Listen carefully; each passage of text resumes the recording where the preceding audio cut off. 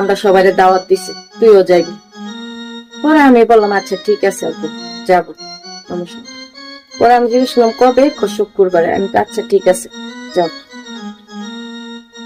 পরে 2 দিন চলে গেল। 2 দিন চলে যাওয়ার পরে শুক্রবার আসলো। পরে আমরা বিয়েতে গেলাম।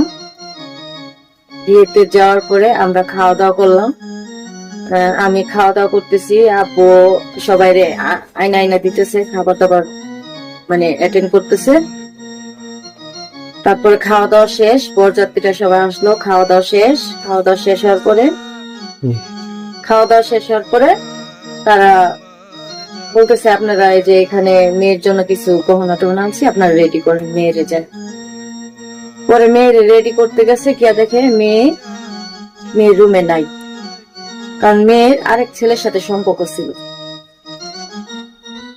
ওই ছেলের সাথে মেয়ে পলায়া চলে গেছে, বাইকে চলে গেছে।